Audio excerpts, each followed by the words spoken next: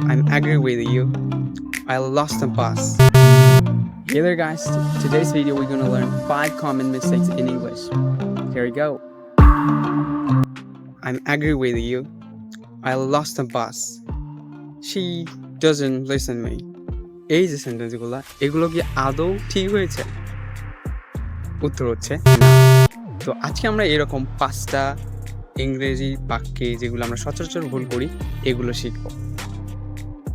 প্রথমে হচ্ছে I'm angry with you. এটা সম্পূর্ণ ভুল। কারণ কেন?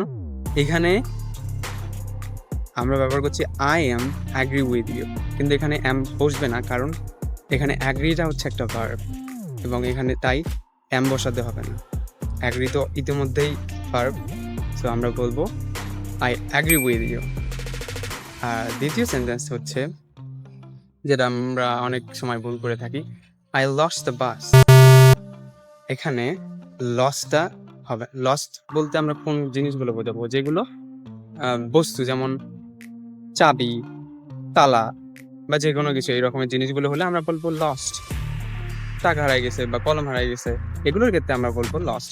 কিন্তু যেহেতু আমরা একটা বাস, ট্রেন বা যে কোনো কিছু যেগুলো যানবাহন আর কি, এগুলো যদি মিস করে থাকি, এগুলো যদি আমরা সময় মতো ধরতে না পারি, চলে গেলে, তখন আমরা বলবো I missed the bus বা I missed the train,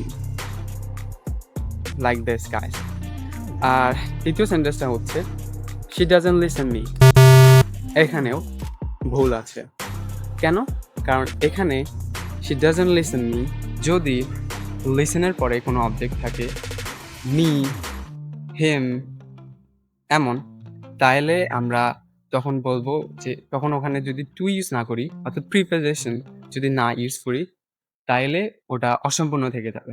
so আমরা যদি এরকম লিসেনের পরে যদি কোনো অবজেক্ট থাকে, তাহলে আমরা বলবো তখন আমরা কি বলবো?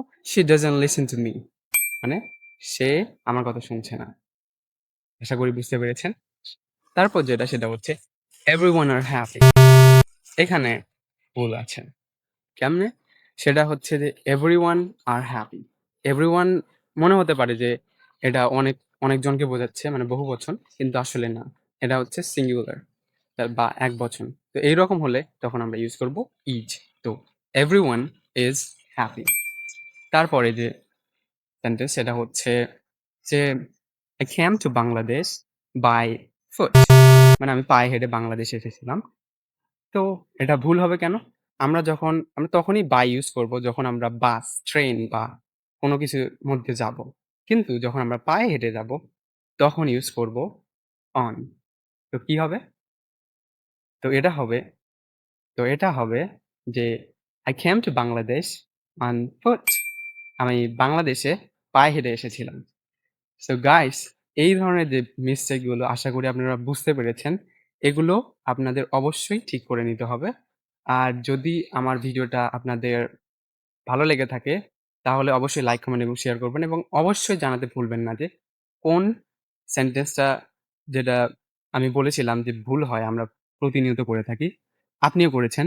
কিন্তু এখন আপনি বুঝতে পেরেছেন, ওই সেন্টেন্সটা অবশ্যই কমেন্টে বলে দিবেন এবং ভিডিওটা কেমন লেগেছে তা বলে দিবেন। আল্লাহ হাফেজ।